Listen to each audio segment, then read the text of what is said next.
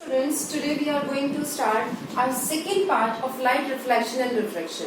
ठीक है बेटा, इससे पहले फर्स्ट पार्ट में हम light refraction and refraction chapter का रिफ्लेक्शन पोर्शन हम कवर कर चुके हैं. रिफ्लेक्शन क्या होता है और यहाँ अभी हम कवर कर रहे हैं रिफ्रैक्शन.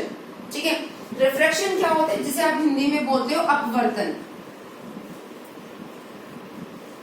प्रकाश का अपवर्तन क्या होता है? ठीक है, प्रकाश का अपवर्तन क्या होता है बेटा? आपके पास हमारे पास कोई भी एक ग्लास स्लैब है. ठीक है, एक ग्लास स्लैब हमने कंसीडर किया है. दिस वन इज अ रे ऑफ लाइट. ठीक है, as the ray of light incident over the glass surface, जैसे ही ये रे ऑफ लाइट आपकी ग्लास सरफेस से टकराएगी, then the some portion of this light that get reflected, कुछ पार्ट तो इसका रिफ्लेक्ट होगा. वो रिफ्लेक्शन वाला फिनोमिना, दैट रिफ्लेक्शन क्या था आपका? It is the bending of light after striking to a surface, कि इस ग्लास सरफेस से टकरा के कुछ पोर्शन लाइट का रिफ्लेक्ट होगा बट कुछ पोर्शन होगा उसका रिफ्रैक्ट. ये है रिफ्रैक्शन. क्या है रिफ्रैक्शन? देखो, अगर ग्लास स्लैब नहीं होती देन दिस रे गो स्ट्रेट लाइक दिस, वो इस तरह से आपकी सीधी निकल जाती. But due to the presence of this glass slab, ये जो आपकी ग्लास स्लैब है, इस ग्लास स्लैब की प्रेजेंस के कारण क्या हुआ? It get deviated. ये रे थोड़ा सा इस तरफ बेंड हो गई. इसको हम कहते हैं रिफ्रैक्शन. यही अपवर्तन होता है. तो रिफ्रैक्शन क्या है? Refraction is the bending of light. This one is also the bending of light when the light goes from one medium to another medium. जब आपका मीडियम चेंज होता है, लाइट कहां से कहां आई है? This one is your first medium air and this one is your another medium glass. Light कहां से कहां आ रही है? एयर से ग्लास में, एंड इट गेट बेंड, और वो बेंड हो गई. ये हुआ आपका पॉइंट ऑफ इंसिडेंस. तो आप यहाँ पे एक नॉर्मल अभिलंब हम खींचेंगे. ठीक है, ये है आपकी इंसिडेंट रे. आप इसको क्या कहोगे? Incident ray. इंसिडेंट रे, जिसको आप हिंदी में क्या कहते हो? आपतित किरण. क्या कहते हैं हम हिंदी में? आपतित किरण.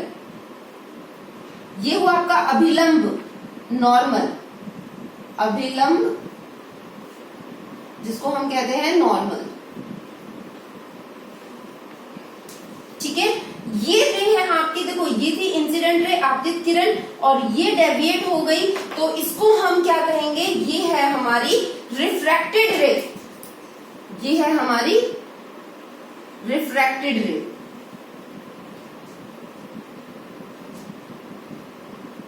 अपवर्तित किरण, अपवर्तित किरण, जहां पे अपवर्तन हुआ है. ठीक है, इसको कहा जाएगा एंगल ऑफ इंसिडेंस आई, वो रिफ्लेक्शन वाला ही, आपतन कोण, और ये है आपका अपवर्तन कोण. आर क्या है यहाँ पे? यहाँ पे हमारा आर है अपवर्तन कोण. अपवर्तन कोण, रिफ्रैक्टेड एंगल. ठीक है बेटा, अब एक और चीज, when the light reaches to this surface, जैसे ये लाइट यहाँ पर पहुंचेगी, फिर से आपका मीडियम चेंज हो रहा है. ग्लास खत्म हो गया, फिर से एयर स्टार्ट होगा. मीडियम चेंज हुआ, फिर से आपका होगा रिफ्रैक्शन. अब देखो, इस रे को ऐसे जाना था और वो थोड़ा सा और दूर हो गई. ये इस पॉइंट पे आपने नॉर्मल ड्रॉ किया, तो ये इसका एंगल ऑफ इंसिडेंस रहा और ये हो गया इसका एंगल ऑफ रिफ्रैक्शन. ठीक है, ये पूरा हो गया इसका एंगल ऑफ रिफ्रैक्शन. फिर से रिफ्रैक्शन हुआ. तो इस ग्लास स्लैब में बेटा अगर आप ध्यान दो, तो यहाँ पर हमारे पास दो पॉइंट पे रिफ्रैक्शन हुआ है, eight this point and eight this point. दो पॉइंट पे हमारे पास रिफ्रैक्शन हुआ है. ठीक है, ए और बी पॉइंट पे, कि जहां रे ने एंटर किया ग्लास स्लैब के अंदर, वहां पे रिफ्रैक्शन होगा, और जहां ग्लास स्लैब से एग्जिट किया वहां पर फिर से रिफ्रैक्शन होगा, due to the change in a medium, कि मीडियम हमारा क्या हो रहा है? चेंज हो रहा है. ठीक है, अब आपने ध्यान दिया होगा बेटा कि यहाँ पर तो रे को ऐसे जाना था, हमने इसको थोड़ा सा नॉर्मल की तरफ मोड़ा है. और यहाँ पे इस डायग्राम में देखो कि हमने इस रे को, ये ऐसे जानी थी, इसको थोड़ा सा और दूर लिया है, यानी कि अभिलंब से थोड़ा सा और दूर उसको लिया है. तो ऐसा कैसे कि यहाँ पर हमने इसको अभिलंब की तरफ मोड़ा है और यहाँ हमने उसको नॉर्मल से अवे बेंड किया है. ठीक है, ऐसा होता कब है? देखो, यहाँ पर जो रे थी बेटा, वो आपकी जा रही थी एयर से ग्लास में, हवा से कांच के अंदर गई, यानी कि देखो एक हमारे पास यहाँ पर वर्ड यूज होता है रेयर और डेंसर, रेयर मीडियम और डेंसर मीडियम। ये क्या होते हैं रेयर और डेंसर?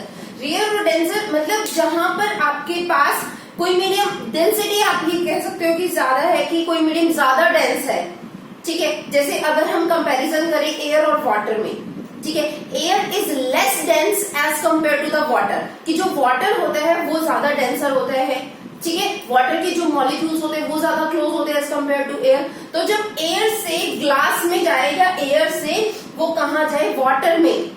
अगर आप डेंसिटी की बात करो, हमारे पास जनरली यहाँ पर हम 3 मीडियम अपने लेके चले हैं। एक है हमारे पास एयर,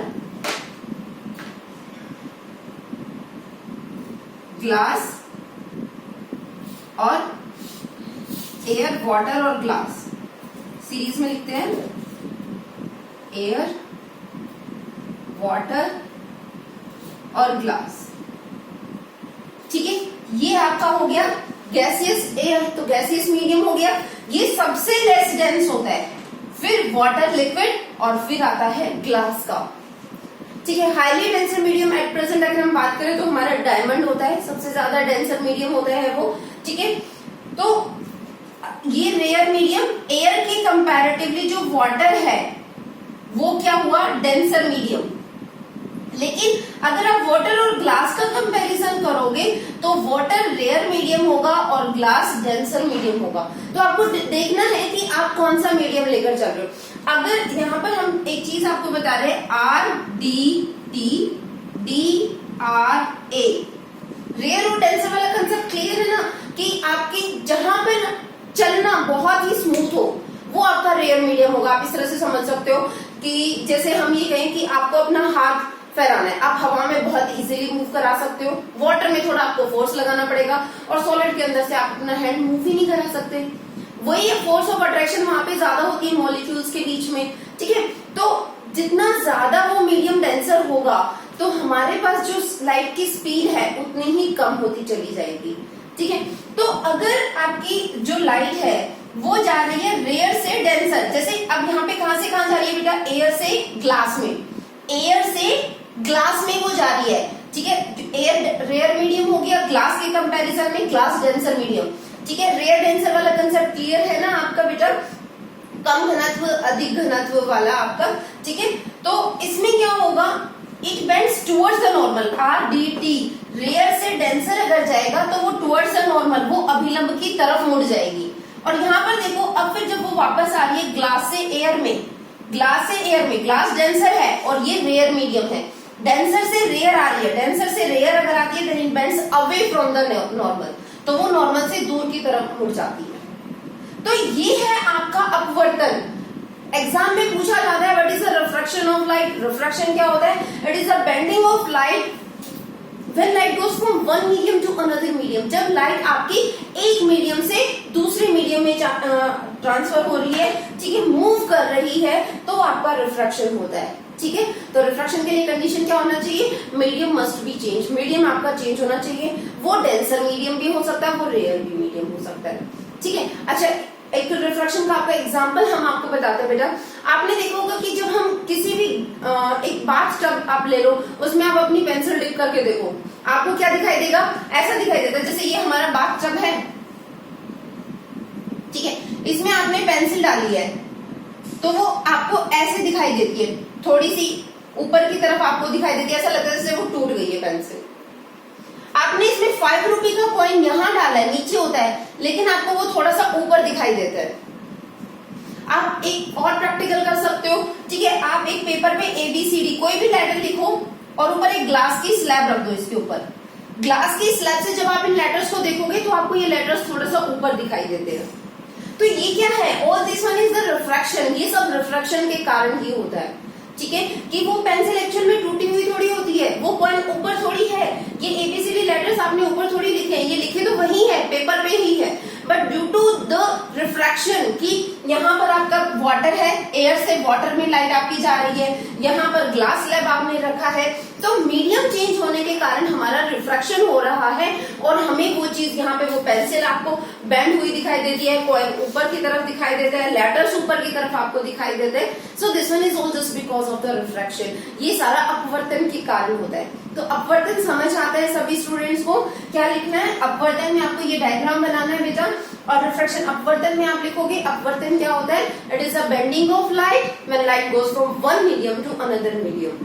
ठीक है, रिमेम्बर वन थिंग बेटा कि इसमें आपका माध्यम परिवर्तित होता है। ये आपको जरूर मेंशन करना है कि आपका मीडियम जरूर चेंज होता है, तभी रिफ्रैक्शन होगा। अगर मीडियम चेंज नहीं हो रहा है तो कोई रिफ्रैक्शन नहीं है। ठीक है, उसके बाद नेक्स्ट हमारा आता है लॉज ऑफ रिफ्रैक्शन।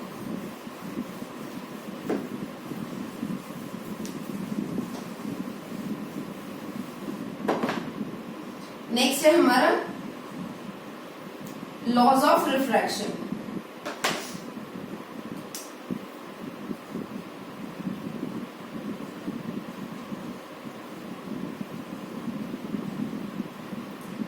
अपवर्तन के नियम, जैसे रिफ्लेक्शन के लॉ थे ऐसे ही आपके पास है। फर्स्ट जैसे हमने वो डायग्राम बनाया था आपका, अगर आपको ध्यान हो, इंसिडेंट रे, आपतित किरण, अभिलंब, ये हो गई आपकी रिफ्रैक्टिव रे, और एक ये रे फिर से बाहर निकली, फिर से रिफ्रैक्शन हुआ यहाँ पे, इसको हमने कहा इमर्जेंट रे हम कहते हैं इसको।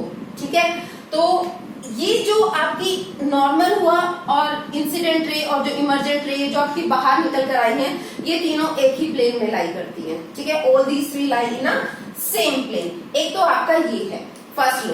ठीक है, सेकंड जो है that one is the most important law, बहुत ही इंपॉर्टेंट है आपका, वो है आपका स्नेल्स लॉ के नाम से भी इसको जानते हैं, स्नेल्स लॉ। स्नेल्स लॉ क्या है बेटा आपका? That the sine of angle of incidence to the sine of angle of refraction is equal to constant. ये स्थिरांक के बराबर होता है, एक कांस्टेंट वैल्यू होती है। ठीक है, ये है आपका एंगल ऑफ इंसिडेंस आई और ये हो गया आपका angle of refraction R. Sine, ये ट्रिग्नोमेट्रिक फंक्शंस है, 10th क्लास में आप सबने अपने मैथ्स में भी पढ़े होंगे ट्रिग्नोमेट्रिक फंक्शन, कि जब आप वहां पर क्या होता था रिफ्लेक्शन में, तो I is equal to are होता था आपका, लेकिन यहाँ रिफ्रैक्शन में ऐसा नहीं होगा। यहाँ पे इनके जो साइन के साथ जो रेशो है वो कांस्टेंट रहेगी। और बेटा इस कांस्टेंट को हम बोलते हैं, एन से भी डिनोट किया जाता है कुछ एक बुक्स में, और म्यू से भी हम इसको डिनोट करते हैं। ठीक है, इसको कहा जाता है रिफ्रैक्टिव इंडेक्स।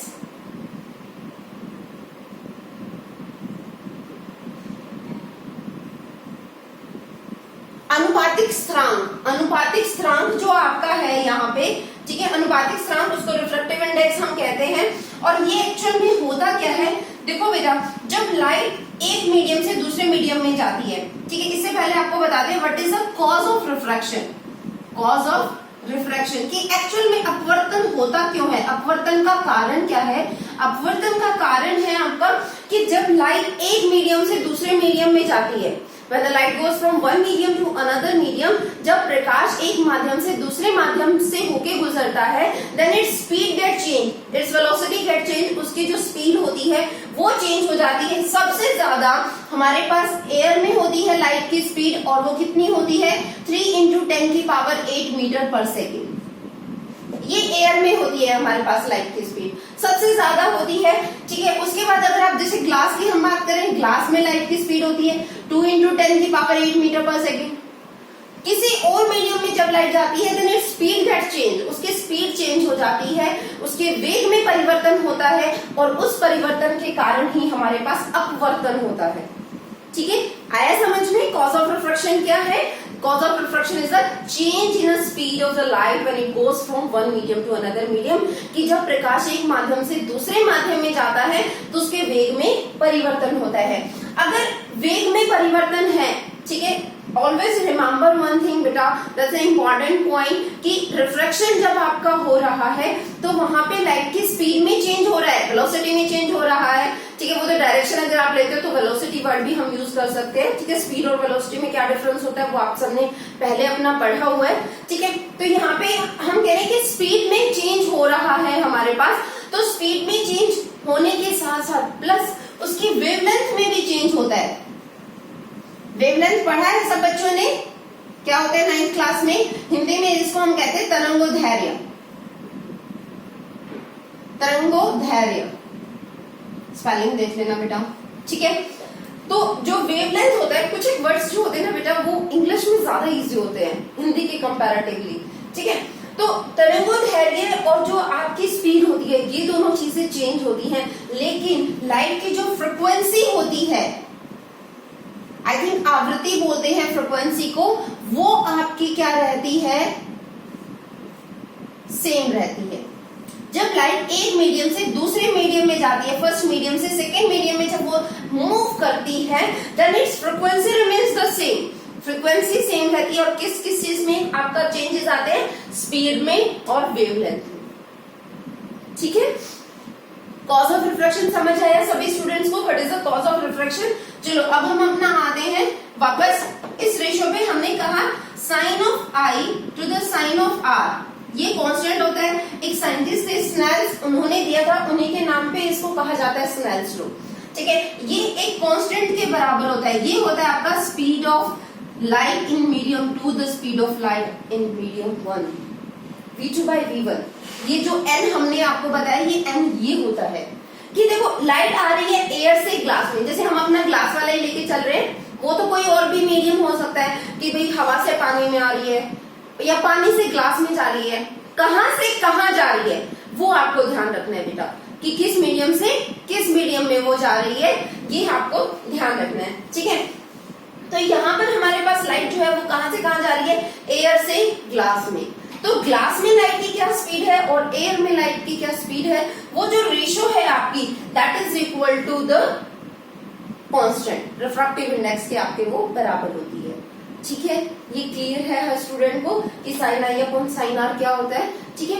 इस पर बेस्ड न्यूमेरिकल्स भी हम करेंगे, ठीक है। पार्ट 3 हम जब करेंगे तब इस पूरे चैप्टर के न्यूमेरिकल्स करेंगे बेटा। मिरर पर बेस्ड किस तरह के आपके न्यूमेरिकल्स फ्रेम होते हैं, यहाँ पे स्नेल्स लॉ पर बेस्ड किस तरह के न्यूमेरिकल्स हैं, आपके लेंस जो अभी आगे हम पढ़ने वाले हैं उन पर बेस्ड न्यूमेरिकल्स। इस चैप्टर से एक न्यूमेरिकल आपका डेफिनेटली आता है बेटा, ठीक है। बट पहले हम थोड़ा थ्योरी पे उसको कंप्लीट कर रहे हैं कि थ्योरी में आपके क्या क्या इंपॉर्टेंट पॉइंट्स है, उसके बाद फिर हम न्यूमेरिकल्स पे मूव ऑन करेंगे, ओके, ठीक है। तो ये क्लियर है सभी स्टूडेंट्स को what is the law of refraction, ठीक है। उसमें स्नेल्स लॉ सबसे ज्यादा इंपॉर्टेंट है। कॉज ऑफ रिफ्रैक्शन आपका कवर हो चुका है। अब हम अपना नेक्स्ट पार्ट पे मूव कर रहे हैं बेटा, that is the lens. Lens क्या होता है, ठीक है, कि लेंस क्या है? लेंस क्या है? लेंस एक हमारे पास ट्रांसपेरेंट मटेरियल होता है, ठीक है। लेंस एक ट्रांसपेरेंट मटेरियल का बना होता है, विच one is bounded by the 2 spherical surface, जिसमें हमारे पास कितने स्फेरिकल सरफेसेस होते हैं? 2, ठीक है। गोलीय आप कह सकते हो कि गोलीय सरफेस हमारे पास होते हैं, ठीक है। जैसे कुछ एक बच्चों को आपने देखा होगा चश्मे लगे होते हैं, वो लेंस ही है आपके, ठीक है। तो लेंस क्या हुआ, आपने देखा होगा कि वो ट्रांसपेरेंट ग्लास के भी होते हैं और आजकल तो और मटेरियल के भी हमारे पास आने लगे हैं, क्योंकि ग्लास जैसे टूट जाता है, गिर जाते हैं तो, ठीक है। प्लास्टिक के भी आने लगे हैं, ठीक है। तो लेंस क्या होते हैं हमारे पास? ट्रांसपेरेंट मटेरियल के बने हुए होते हैं, bounded by the 2 spherical surface. 2 तरह के आपके पास लेंस हैं आपके अभी सिलेबस में, ठीक है। जिसको हम बोलते हैं कन्वेक्स लेंस, कन्वेक्स लेंस, और ये है आपका कनकेव लेंस, ठीक है। कन्वेक्स ये हो गया आपका उत्तल, इंग्लिश हिंदी में बोलते हैं, और इसको बोलते हैं अवतल, ठीक है। ये है आपका कौन सा लेंस बेटा? Convex lens. देखो 2 स्फेरिकल सरफेस है, एक स्फेरिकल पोर्शन ये हो गया और एक स्फेरिकल पोर्शन ये हो गया। यहाँ पे भी 2 स्फेरिकल सरफेस है, एक पोर्शन ये है और एक पोर्शन ये है, ठीक है। This lens is thick in the centre and thin at the edges. This one is thin at the centre and thick at the edges. बीच में से ये पतला होता है, साइड से मोटा, ये सेंटर से मोटा होता है और एजेस से पतला होता है, ठीक है, टच करके आप बहुत इजीली बता सकते हो। जब आप उसको टच करते हो तो टच करने से हमें पता चल जाता है कि कौन सा लेंस है, कन्वेक्स है या कनकेव है। जो सेंटर से आपका मोटा होगा वो कन्वेक्स और जो सेंटर से आपका पतला होगा वो हो गया कनकेव। ठीक है, क्लियर है ये आपके पास कि लेंस क्या होता है। कोई आपसे पूछे, लेंस होता है हमारे पास एक ट्रांसपेरेंट मीडियम से बना हुआ टू स्फेरिकल सरफेस से बाउंड किया हुआ पोर्शन। ठीक है, दो आपका स्फेरिकल सरफेसेस होते हैं इसके एंड्स पे। अगर दोनों एक तरफ हैं, बाउंडेड हैं, तो ये कन्वेक्स हो गया। अपोजिट सरफेसेस हैं तो आपका कनकेव लेंस हमारे पास यहाँ मिलता है। ठीक है, तो उत्तल और अवतल लेंस हैं आपके यहाँ पे। उसके बाद जैसा आपने बेटा दर्पण में पढ़ा था, मिरर में भी हमने दो तरह के पढ़े थे अपने। ठीक है, कन्वेक्स और कनकेव।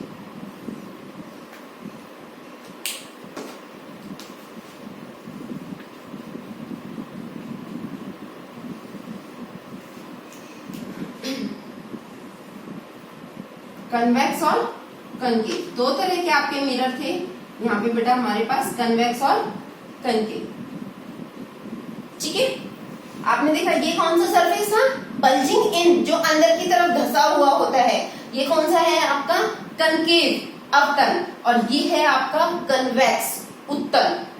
ठीक है, ये था आपका उत्तल कन्वेक्स और ये है आपका अवतल कनकेव। ठीक है बेटा, तो ये थे ऐसे ही। अब आपके पास दो, अवतल ये वाला हो गया, ठीक है, और उत्तल ये वाला हो गया। ये हमारे पास आ गए लेंस। ठीक है, अब जैसे आपने इमेज केसेस की थी बेटा, यहाँ पे क्या था, हम आपको थोड़ा सा रिमाइंड करा दें बेटा कि कन्वेक्स में कनकेव में आपने क्या किया था कि कहीं पर भी आप इमेज रखो, यहाँ पर हमेशा हमारे पास रियल इमेज बनकर आ रही थी। सिर्फ एक केस ऐसा था कि आपने ऑब्जेक्ट को अगर F और P के बीच में कहीं पे रखा है तो वर्चुअल इमेज थी, काल्पनिक आभासी प्रतिबिंब आपका बन रहा था, नहीं तो हमेशा वास्तविक रियल इमेज आपकी बन रही थी। ठीक है, और यहाँ पर हमेशा आपकी वर्चुअल इमेज बनती है। ऐसे ही केसेस बेटा आपके इन लेंस में भी हैं, लेकिन उल्टा। जो यहाँ पे उत्तल के बन रहे थे कि आप कहीं पर भी बिंब को रखो, कहीं पर भी आप ऑब्जेक्ट को रखो, आपकी इमेज कैसी बन रही थी, वर्चुअल एंड डिमिनिश्ड। वर्चुअल बन रही थी और थोड़ी छोटे साइज की बन रही थी। ठीक है, इसमें क्या होता है कि इसमें आप कहीं पे भी रखो, आपके पास थोड़ी सी एनलार्ज इमेज बनती है। ठीक है, डिमिनिश बनती है जब आप बहुत ज्यादा दूर रखते हो उसको। ठीक है, तो ये इसके जो केसेस थे वो सारे केसेस इसमें आएंगे, 6 केसेस। यहाँ पे हमेशा रियल इमेज बनेगी, सिर्फ एक ही वही case same as it is कि यहाँ पे F और P आपने लिया था, उसके बीच अगर आप कहीं पे भी ऑब्जेक्ट को रखते हो तो आपके पास वर्चुअल इमेज बना था, आभासी प्रतिबिंब बना था। यहाँ पर भी सिर्फ एक ही केस ऐसा है जहां पर आपका आभासी प्रतिबिंब बनेगा, वर्चुअल इमेज बनेगी। अदरवाइज हर केस में कैसी इमेज बनेगी, आपकी रियल इमेज बनेगी। ठीक है, थोड़ा सा इसको हम डिस्कस कर लेते हैं।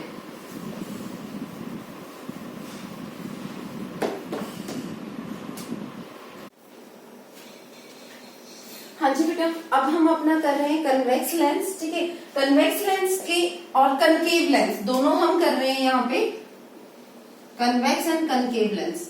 ठीक है, जैसे वहां पे रूल्स थे ऐसे ही यहाँ पर है आपके पास। ये कन्वेक्स लेंस हमने बनाया, एनी रे ये हुआ उस लेंस का सेंटर पॉइंट O, लेंस का सेंटर पॉइंट O, सेंटर से पास होने वाली जो स्ट्रेट लाइन है ये हुई आपकी प्रिंसिपल एक्सिस। क्या हुई बेटा, ये आपकी प्रिंसिपल एक्सिस, जिसको हम बोलते हैं मुख्य अक्ष। ठीक है, ये आपका मुख्य अक्ष है। यहाँ पर देखो दो स्फेरिकल सरफेसेस है, दोनों तरफ लेफ्ट और राइट, तो दोनों तरफ फोकस होगा बेटा लेफ्ट और राइट साइड। इधर भी फोकस पॉइंट होगा और इधर भी फोकस पॉइंट होगा। ठीक है, दोनों तरफ सेंटर होगा, इधर भी सेंटर होगा, इधर भी सेंटर ऑफ कर्वेचर होगा। ठीक है, तो any ray which one is parallel to the principal axis, कोई भी रे जो प्रिंसिपल एक्सिस के पैरेलल है, it passes through the focus, वो फोकस से पास होगी रिफ्रैक्शन के बाद। यहां तक बिल्कुल स्ट्रेट लेके आनी है बेटा आपको ये रे, बिल्कुल सेंटर तक, और यहाँ पर फिर आपके पास हो रहा है रिफ्रैक्शन। ये सारा रिफ्रैक्शन के कारण हो रहा है। ठीक है, ऐसे ही यहाँ पर है आपके पास कि ये रे प्रिंसिपल एक्सिस के पैरेलल है। ठीक है, कनकेव लेंस है, तो डाइवर्जिंग लेंस हम इसको बोलते हैं, इससे किरण दूर जाती है। ठीक है, जो रे है इट बेंड्स अवे, वो दूर जाएगी। जब आप इसको बैकवर्ड डायरेक्शन में प्रोड्यूस करोगे then it must passes through the focus, तो ये भी फोकस से पास होगी। तो फर्स्ट रूल आपका क्या है कि कोई भी रे जो प्रिंसिपल एक्सिस के पैरेलल है वो हमेशा फोकस से पास होगी। सेम यहाँ पर होगा आपका कनकेव में। सेकेंड आपका है any ray passes through the centre, कोई भी रे जो सेंटर से आपकी पास हो रही है, इट गो द स्ट्रेट, वो बिल्कुल स्ट्रेट जाएगी, वेदर इट इज कन्वेक्स और कनकेव, चाहे वो कन्वेक्स लेंस हो चाहे कनकेव लेंस हो। ठीक है, अब हम अपने नेक्स्ट केसेस कर रहे हैं बेटा यहाँ पे कनकेव लेंस के, कि आप ऑब्जेक्ट को कहां रख रहे हो तो उसकी इमेज कहां और कैसी बनेगी। ठीक है बेटा,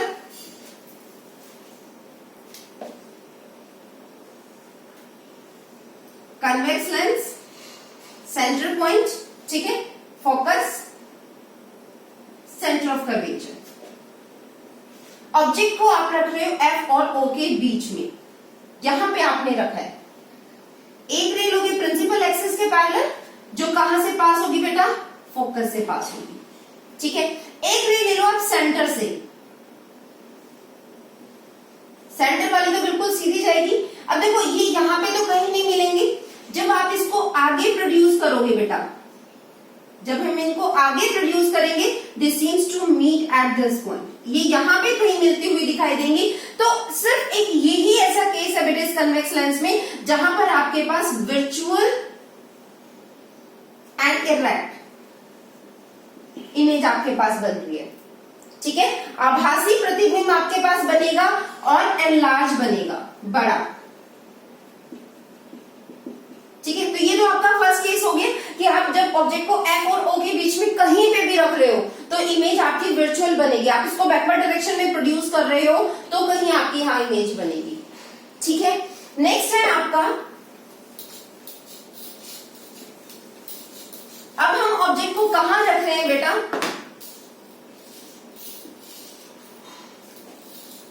ये हुआ आपका centre point F C, F C. अब आपने ऑब्जेक्ट को रखा है एफ पे, फोकस पे। एक रे प्रिंसिपल एक्सिस के पैरेलल फोकस से पास होगी, जो सेंटर से गई बिल्कुल सीधी जाएगी, और ये दोनों रे कहां मिलेंगी, इन्फिनिटी पे, अनंत दूरी पे कहीं जाके मिलेंगी। दोनों पैरेलल हैं, दोनों एक दूसरे के समानांतर हैं। तो एक ये वो केस कि अगर आपने एफ पे रखा है, ठीक है, अगर आपका ऑब्जेक्ट जो है वो एफ पे है, आपका बिंब हम बोलते हैं, अगर बिंब आपका एफ पे है तो आपकी इमेज कहां बनेगी बेटा, उसकी इन्फिनिटी पे बनेगी। उसका जो प्रतिबिंब बनेगा आपका वो अनंत दूरी पे जाके बनेगा। ठीक है, नेक्स्ट आपका है कि अगर हम ऑब्जेक्ट को रख रहे हैं, अब हम अपना ऑब्जेक्ट रखेंगे सी और एफ के बीच में,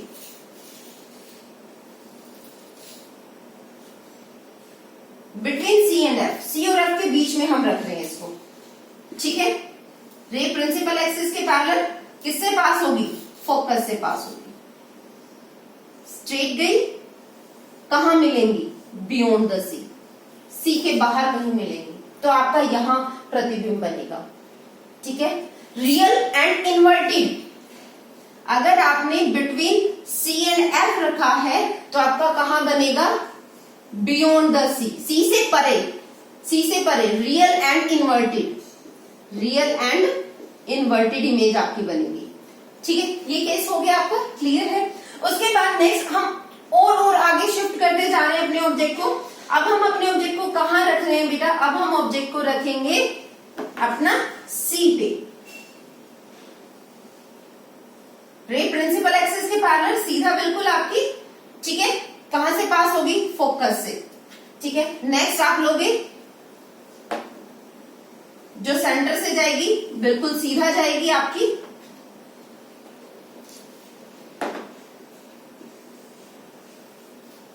तो ये बनेगा आपका सी और एफ के बीच में कहीं।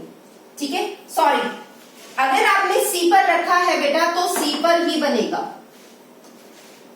बिल्कुल आपका कनकेव मिरर वाला केस है कि अगर आपने ऑब्जेक्ट को सी पे रखा है तो सी पर ही उसकी इमेज बनेगी, सेम साइज की बनेगी। अगर आपने सी पे रखा है तो सी पे ही बनेगी, सेम साइज की बनेगी, रियल एंड इन्वर्टेड बनेगी।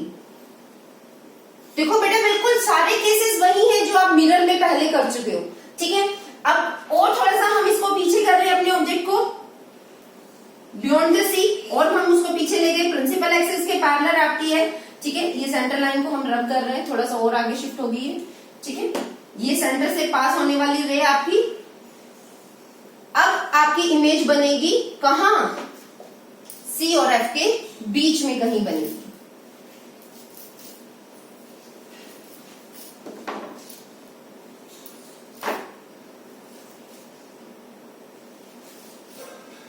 ये एफ है आपका, ये सी और एफ के बीच में कहीं आपकी इमेज बनेगी। बिल्कुल उल्टा देखो, जैसे बिटवीन सी और एफ रखा था तो बियॉन्ड सी बनी, अब अगर आप बियॉन्ड द सी रख रहे हो तो बिटवीन सी एंड एफ बनेगी रियल एंड इन्वर्टेड। तो आपने देखा बेटा कि कन्वेक्स मिरर में आप कहीं पर भी ऑब्जेक्ट को रखो हमेशा रियल एंड इन्वर्टेड इमेज आपकी बन रही है, except the one first case जो हमने किया था कि एफ और ओ के बीच में अगर आप कहीं पे ऑब्जेक्ट रख रहे हो तो वर्चुअल और इरेक्ट इमेज हमारे पास बनी थी। क्लियर है सभी स्टूडेंट्स को, ठीक है। उसके बाद नेक्स्ट हम अपना कर रहे हैं कनकेव मिरर का। अब कनकेव मिरर में हम ऑब्जेक्ट को रख रहे हैं और ये देखते हैं कि हमारी इमेज कहां और कैसी बनेगी कनकेव में। कनकेव लेंस आप लेके चलो, ठीक है।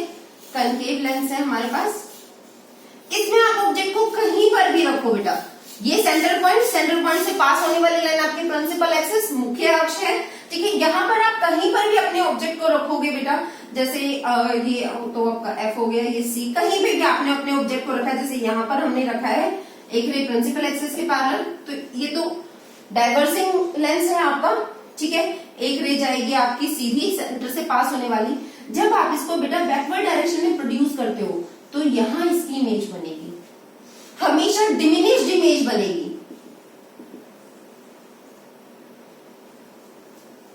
स्मॉल साइज की आपकी इमेज बनेगी कनकेव लेंस में, ठीक है। जैसे आपने देखा होगा यही आपका एक क्वेश्चन पूछा जाता है कि हमारे पास दो लेंस है, कन्वेक्स और कनकेव, विदाउट टचिंग, बिना टच के आपको ये बताने की कौन सा कन्वेक्स है कौन सा कनकेव है, ठीक है। जिस लेंस में जैसे आपने कोई भी एक लेटर ए लिखा है यहाँ पे, ठीक है, अगर इसकी इमेज आपको ये दिखाई दे रही है या इसकी इमेज आपको ये दिखाई दे रही है, स्मॉल या एनलार्ज, अगर एनलार्ज आपको इमेज आपको दिखाई दे रही है तो वो कन्वेक्स होगा, और अगर स्मॉल आपको दिखाई दे रही है तो वो कनकेव होगा, क्योंकि उसमें हमारे पास डिमिनिश्ड इमेज बनती है, ठीक है। तो ये सभी आपको पॉइंट्स क्लियर है बेटा, ठीक है। बिल्कुल मिरर से एग्जैक्टली अपोजिट यहाँ पर हमारे पास सारे केसेस हैं, कन्वेक्स और कनकेव, सेम वही रूल्स यहाँ पे फॉलो होंगे। उसके बाद आपका जो नेक्स्ट इंपॉर्टेंट पॉइंट यहाँ पर आता है बेटा, that is the power of lens. Lens की क्षमता हम उसको कहते हैं power of lens.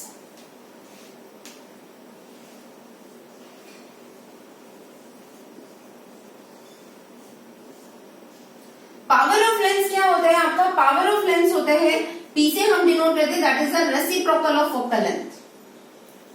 Power of lens is defined as how much that lens can converge and diverge the beam, converge and diverge the beam. जैसे convex lens होता है, ये कन्वर्जिंग लेंस होता है, जितनी भी रेडिएशन आ रही है सबको कहां फोकस करता है, एफ पे, और जो आपका कनकेव लेंस होता है वो डाइवर्जिंग होता है, वो सब किरणों को बिखेर देता है, जितनी भी आएंगी सब बिखर जाएंगी, ठीक है। तो ये कन्वर्जिंग है, ये डाइवर्जिंग, हिंदी में इनको कह रहे हैं अभिसारित और अपसारित, अभिसारित और अपसारित। तो कोई भी लेंस आपका किरणों को कितना अपसारित कर पाता है, वो उसकी पावर, लेंस की क्षमता कहलाती है, लेंस की क्षमता।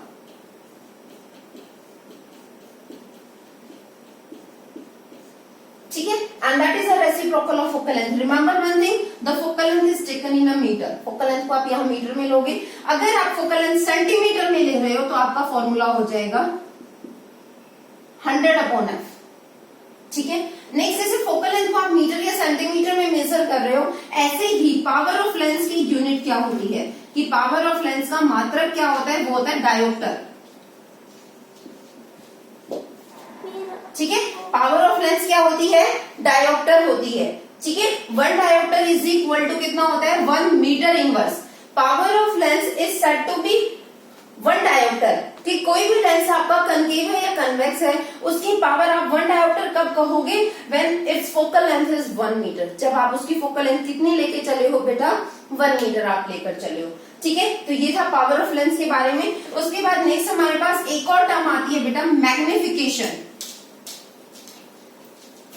आवर्धन। नेक्स्ट है बेटा मैग्निफिकेशन, आवर्धन हम कर रहे थे। मैग्निफिकेशन क्या है आपका? H2/H1, height of object to the height of image, प्रतिबिंब।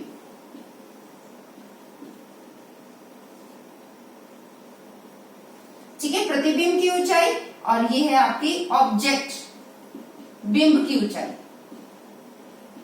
दोनों की रेशो कहलाती है मैग्निफिकेशन, आवर्धन। यानी कि जो आपकी इमेज बनकर आ रही है बेटा, वो कितनी मैग्नीफाई होकर आ रही है, वो बड़ी आपकी बन रही है या आपकी छोटी बन रही है, वो क्या बताएगा? मैग्निफिकेशन। ठीक है, मैग्निफिकेशन क्या होता है? H2/H1, मैग्निफिकेशन ऑफ लेंस आपका H2/H1। अगर हाइट आपको न्यूमेरिकल्स में दे रखे तो आप ये फॉर्मूला लगा सकते हो, अदरवाइज V/U। ये तो होता है आपका लेंस में, और मिरर में आपने मैग्निफिकेशन किया होगा, सेम वही फॉर्मूला H2/H1। और एक और होता है -V/U। V और U आप सभी को पता है क्या है? V है आपका इमेज डिस्टेंस और U है ऑब्जेक्ट डिस्टेंस, कि प्रतिबिंब से दूरी, और ये है आपकी बिंब से दूरी। ठीक है, अगर मैग्निफिकेशन न्यूमेरिकल में आपकी पॉजिटिव निकल कर आती है, इसका मतलब बेटा हमेशा हमारी इमेज क्या बनेगी?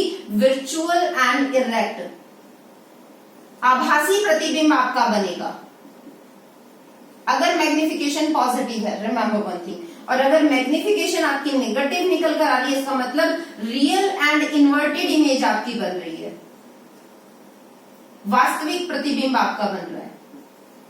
ठीक है, तो ये चीज आपको ध्यान रखनी है। अब दो लेंस हैं आपके, डिफरेंस ही देख रहे हैं। देखो, ये आपका कन्वेक्स लेंस है, अगर फोकल लेंथ आपकी पॉजिटिव है तो कौन सा लेंस होगा? कन्वेक्स। अगर फोकल लेंथ आपकी नेगेटिव है तो कौन सा लेंस होगा? Concave lens. ठीक है, ऐसे ही जैसे आपने ये मिरर किया था, ये कौन सा है आपका? कनकेव। फोकल लेंथ अगर नेगेटिव है तो कनकेव मिरर होगा, फोकल लेंथ अगर पॉजिटिव है तो कन्वेक्स मिरर होगा आपका। ठीक है, और जो पावर ऑफ लेंस आपने देखा था, power of lens reciprocal focal length होती है। अगर फोकल लेंथ नेगेटिव है तो पावर भी क्या होगी? पॉजिटिव या नेगेटिव होगी। ठीक है, तो बेटे अगर हमें पावर या फोकल लेंथ भी दे रखी है तो भी हम बता सकते हैं कि हमारे पास कौन सा लेंस है या कौन सा मिरर है। अगर आपको ये कहा है कि हमारे पास एक ऐसा लेंस है जिसकी फोकल लेंथ नेगेटिव है, बताओ कौन सा होगा? कनकेव होगा। ठीक है, अगर आपकी फोकल लेंथ पॉजिटिव है तो कौन सा होगा आपका? कौन सा मिरर आपका वो होगा? वो आपका होगा कन्वेक्स मिरर, अगर फोकल लेंथ पॉजिटिव है आपकी। ठीक है, राइट हैंड साइड है। अगर मैग्निफिकेशन हमारी पॉजिटिव बनकर आ रही है तो किस तरह की इमेज होगी? प्रतिबिंब कैसा बनेगा? प्रतिबिंब आपका बनेगा आभासी। ठीक है, और अगर मैग्निफिकेशन नेगेटिव है तो वास्तविक प्रतिबिंब आपका बनेगा, रियल एंड इन्वर्टेड इमेज आपकी बनेगी। ठीक है, तो ये सभी पॉइंट्स क्लियर है सभी स्टूडेंट्स को मैग्निफिकेशन के। ये कुछ एक पॉइंट ऑफ डिफरेंस है जो आपको पता भी होने चाहिए बेटा। ठीक है, कि पावर अगर पॉजिटिव है नेगेटिव है तो कौन सा लेंस या कौन सा मिरर आपका होगा। ठीक है, मैग्निफिकेशन का एक सेम आपका जो डिफरेंस आता है वो आता है लेंस फॉर्मूला और मिरर फॉर्मूला। लेंस फॉर्मूला जो आपका है वो है 1/f is equal to 1/v minus 1/u। ये है आपका लेंस फॉर्मूला, लेंस सूत्र। और दर्पण सूत्र आपका क्या है? मिरर फॉर्मूला आपका क्या है? वो है 1/f is equal to 1/v plus 1/u। ठीक है बेटा, तो ये वीडियो आपकी यहां तक ही है। ठीक है, और नेक्स्ट वीडियो जो है उसमें बेटा हम इन पर बेस्ड न्यूमेरिकल्स डिस्कस करेंगे। Magnification, power, lens formula, mirror formula पर बेस्ड न्यूमेरिकल्स हम डिस्कस करेंगे।